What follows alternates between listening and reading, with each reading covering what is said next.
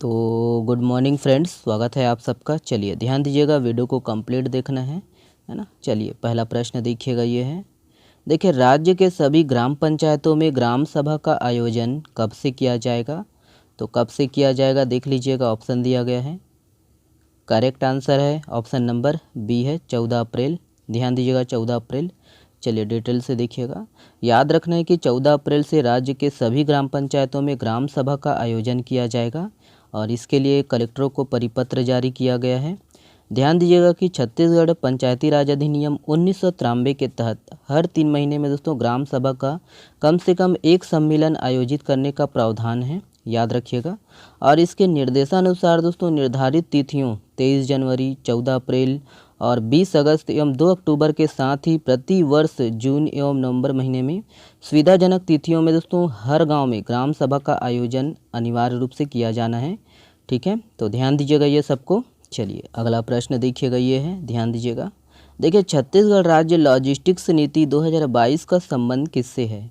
तो यहाँ पर ऑप्शन है, देख लीजिएगा, दिया गया है। करेक्ट आंसर है ऑप्शन नंबर डी है, उपरोक्त सभी। ध्यान दीजिएगा, बीमार उद्योग को प्रोत्साहन, है ना, और बाकी ये बी और सी, है ना, सभी है। चलिए डिटेल से देखिएगा।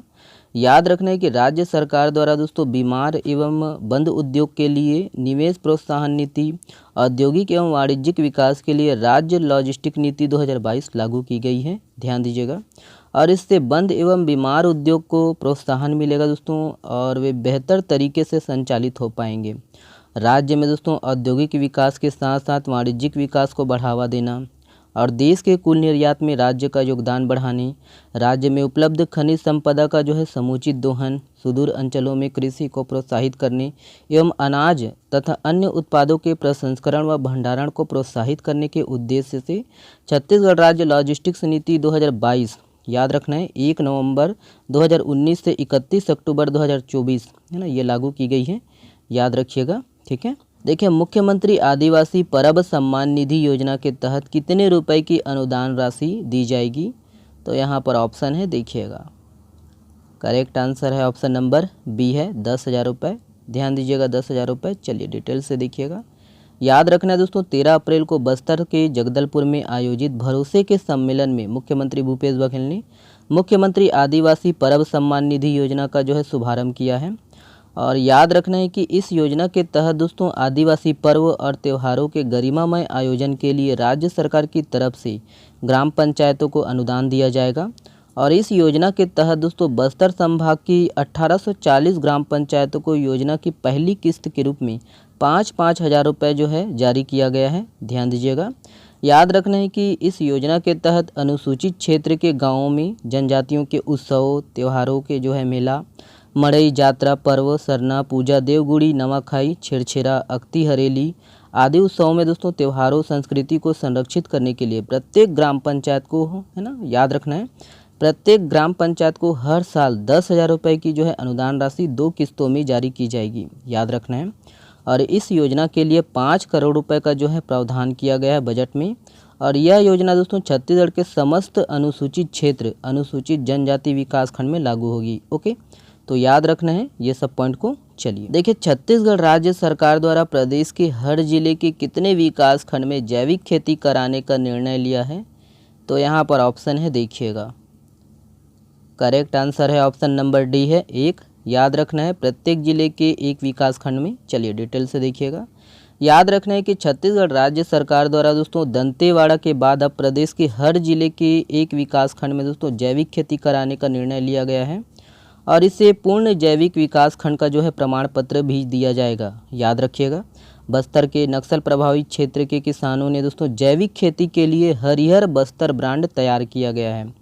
याद रखना है कि इसी तरह दंतेवाड़ा में दोस्तों आदिम जैविक, याद रखिएगा, रायगढ़ में केलो जैविक उत्पाद, कबीरधाम में मैकल्स नेचर, राजनांदगांव में आरुक जैविक, बलरामपुर में चांगरो और मुंगेली में आगर जैव उत्पाद, जसपुर में जसपुर एग्रोफेस, दुर्ग में दोस्तों शिवनाथ ऑर्गेनिक, सरगुजा में बांसा झाल राइस नाम से दोस्तों किसान अपने जैविक उत्पाद को राष्ट्रीय अंतर्राष्ट्रीय बाजार में बेच रहे हैं। ठीक है, ध्यान दीजिएगा कि राज्य में जैविक खेती को बढ़ावा देने के लिए 2014 से राज्य पोषित, याद रखिएगा, राज्य पोषित जैविक खेती मिशन और 2016 से केंद्र प्रवर्तित परंपरागत कृषि विकास योजना चल रही है। ठीक है, अगला प्रश्न देखिएगा, ये है हाल ही में गोंड पेंटिंग को जीआई टैग मिला है, यह किस जिले से संबंधित है? यहाँ पर ऑप्शन है, देखिएगा। करेक्ट आंसर है ऑप्शन नंबर डी है, डिंडोरी। ध्यान दीजिएगा, डिंडोरी। तो याद रखना दोस्तों कि मध्य प्रदेश की हस्तकला शिल्प के 5 हस्तशिल्प उत्पादों को एक साथ जीआई टैग मिला है और मध्य प्रदेश के आदिवासी बाहुल्य डिंडोरी जिले के गोंड पेंटिंग को जीआई टैग मिला है। ध्यान दीजिएगा, याद रखिएगा कि इससे इस कला से जुड़े आदिवासी समुदाय को आर्थिक लाभ मिलेगा। और गोंड पेंटिंग में माहिर अब तक दोस्तों डिंडोरी जिले के 2 कलाकारों को पद्मश्री पुरस्कार मिल चुका है। ठीक है, ध्यान दीजिएगा कि गोंड पेंटिंग के अलावा मध्य प्रदेश के 8 अन्य उत्पादों को भी जीआई टैग मिला है। देखिए, किस पुलिस ट्रेनिंग स्कूल का चयन केंद्रीय गृह मंत्री ट्रॉफी के सम्मान के लिए किया गया है? तो यहाँ पर ऑप्शन है, देखिएगा। करेक्ट आंसर है ऑप्शन नंबर ए है। ध्यान दीजिएगा, पुलिस ट्रेनिंग स्कूल माना, याद रखना है। और ये दोनों को, ठीक है, 3 ट्रेनिंग स्कूल है दोस्तों छत्तीसगढ़ में अभी, है ना। तो जानकारी के हिसाब से तो ध्यान देना है कि पुलिस ट्रेनिंग स्कूल मैनपाट में भी है और पुलिस ट्रेनिंग स्कूल राजनांदगांव में भी है। ओके, देखिए छत्तीसगढ़ में इस वर्ष 2023-24 में कितने लाख हेक्टेयर क्षेत्र में रबी फसलों की बोनी हो चुकी है? तो यहाँ पर ऑप्शन है, देखिएगा। करेक्ट आंसर है ऑप्शन नंबर बी है, 19.36, 19.36। ध्यान दीजिएगा। देखिए, निम्नलिखित में से किस खेल में 2 निर्णायक होते हैं जिसे सुसीरिया कहा जाता है?